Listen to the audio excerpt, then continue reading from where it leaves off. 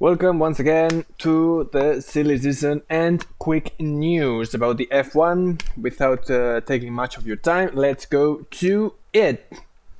What do we have? China is back in 2023, as you can see in April or not? Yeah, April 16. China, Shanghai would be back in the calendar. That, of course, would depend on if the COVID restrictions are eased a little bit in China, right?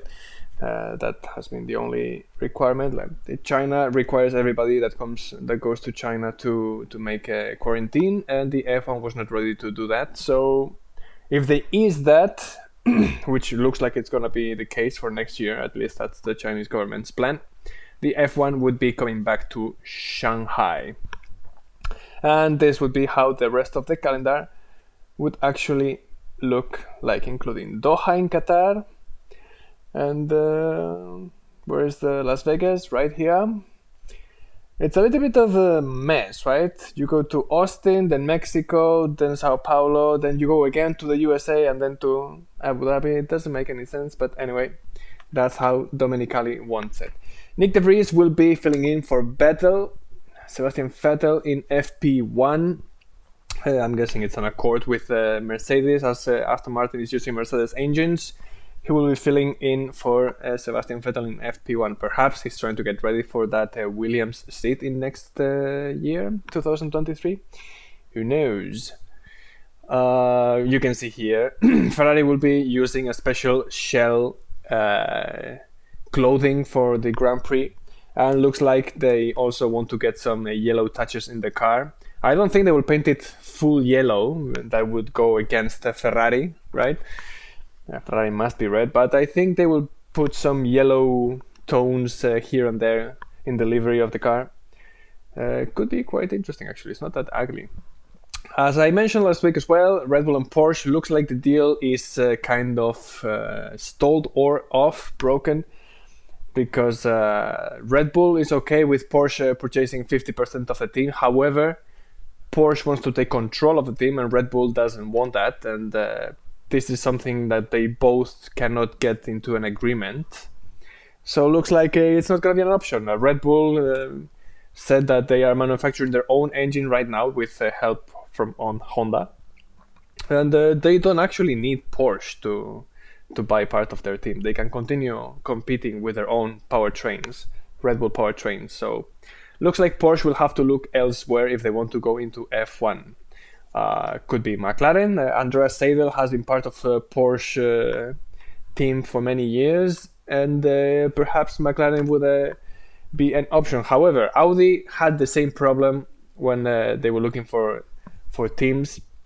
They wanted to purchase, in their case, 75% of the team and take control of the team, something McLaren didn't want to do. So I highly doubt they will allow Porsche to take control of the team as well. So Williams perhaps would be the last option.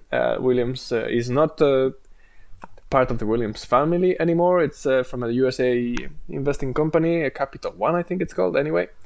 So perhaps they are more okay with giving the horse to Porsche and let them compete and make it good, right? I mean, Porsche has won Le Mans and other stuff, so they would know how to do things better, and perhaps they can bring Williams back into the front lines. So I think that would be one of the options, if and only if it's true that they are not just giving some flares to distract us, that the Red Bull and Porsche are off the table.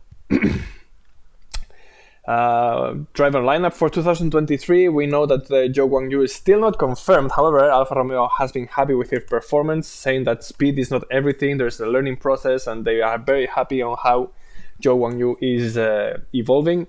And Vasseur already set the time that at the end of September they will announce whether Zhou continues or not. It looks like he will continue. They are very happy with him. So at the end of September, there should be an announcement, the latest, that Zhou will be another year in F1 with Alfa Romeo. And I think this was the big news of the weekend. On Sunday, when they were going on the parade, the drivers' parade, looks like Daniel Riccardo, got caught by one of the cameras telling Sergio Perez that he was going to take a year off F1 to try to come back in 2024, which means that Daniel Ricciardo is kind of off the grid for the silly season, right? Looks like he doesn't want to go to Haas or Williams. Alpine looks like he's going to go for Gasly. So he doesn't have any competitive seats anymore, so he could try to take the year off and see what 2024 brings in terms of contracts, as many drivers might be finishing their contract. So, silly season, what is it up to this now? Mick Schumacher is one of the names right now. Looks like Pierre Gasly is going to Alpine, like we will see later. So his only options right now, Red Bull rejected Mick being part of their team, so they don't want him. Alpine is not an option anymore. So the options would be right now either staying in Haas, which looks like Gunther Steiner doesn't want to keep him anymore once that his deal with Ferrari is over. And the other one would be going to Williams, which is the only other seat available. It's the last team of the grid, so perhaps it's a step back. He has already been at the back of the grid for a long time. However, if that Porsche deal is coming on, he might be interested in the long term in staying in Williams. So that's what Mick has right now, as per 2023. Pierre Gasly, as I mentioned, looks like Alpine already chose Pierre Gasly. Ocon said Mick Schumacher would be the option. However, Pierre Gasly, Red Bull might be okay with letting him go. They said there was a thing with the contract that if a team that was performing better than the AlphaTauri came for Gasly, he was allowed to negotiate with them to part from Red Bull. Red Bull, Helmut Marko said that was not true. However, this is what they said.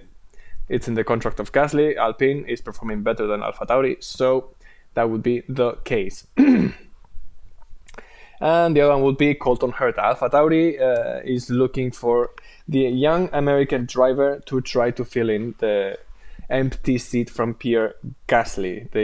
The only option, according to what they say, is Colton Herta. However, he only has 32 or 33 points in the FIA Super License, which doesn't give him the option to go to F1. They say that the FIA really doesn't want to make an exception with him, even though there is a gray area in the regulations that he can actually be given the option to go into F1. If you have more than 30 points, they can actually make an exception. However, the FIA looks like wants to protect their own system, since IndyCar is not an FIA competition. They want the drivers that go into F1 to come from F2 or F3, which is kind of a little bit of a crime to the competition, right? What about the people in IndyCar or the other competitions in the world that perhaps are not part of the FIA system, right?